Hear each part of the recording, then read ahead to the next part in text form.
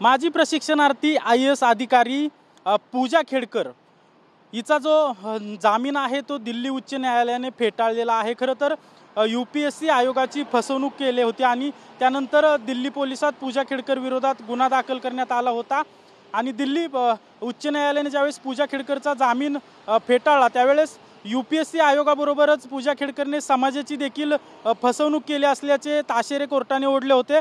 खरं तर हा जामीन फेटाळल्यानंतर आता दिल्ली क्राइम ब्रांचकडून पूजा खेडकरचा शोध घेतला जातोय।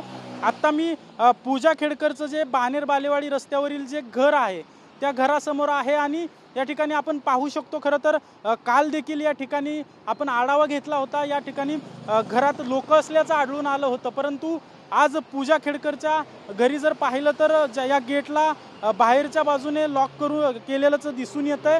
खरं तर UPSCची बनावट कागदपत्रांच्या आधारे पूजा खेडकरनं फसवणूक केल्याप्रकरणी दिल्ली पोलिसात पूजा खेडकरच्या विरोधात गुन्हा दाखल आहे आणि कोर्टाने जामीन फेटाळल्यानंतर या ठिकाणी पूजा खेडकरला आता कधीही अटक होऊ शकते। अटकेची टांगती तलवार जी आहे ती पूजा खेडकरवर आहे आणि दिल्ली पोलिसांची जी क्राइम ब्रांच आहे ही देखील पूजाचा शोध घेत आहेत।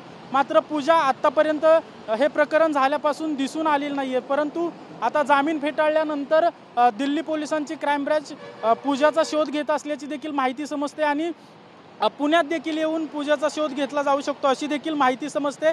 परंतु पूजा नेमकी आहे कुठे हा मोठा प्रश्न आहे आणि दिल्ली पोलिसांची क्राइम ब्रांच पूजाला कधीपर्यंत अटक करते हा देखील मोठा प्रश्न आहे। परंतु सुप्रीम कोर्टात जाण्यासाठी पूजाकडून सुप्रीम कोर्टात गेलं जाईल असं देखील सांगितलं जात आहे। मात्र जर पूजाला अटक झाली किंवा पूजाला जर ही अटक पुण्यातून झाली तर ही मोठी घटना असणार आहे।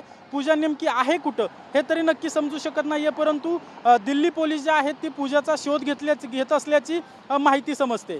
कॅमेरा पर्सन नागनाथसह अजिंक्य धायगुडे, TV9 मराठी, पुणे।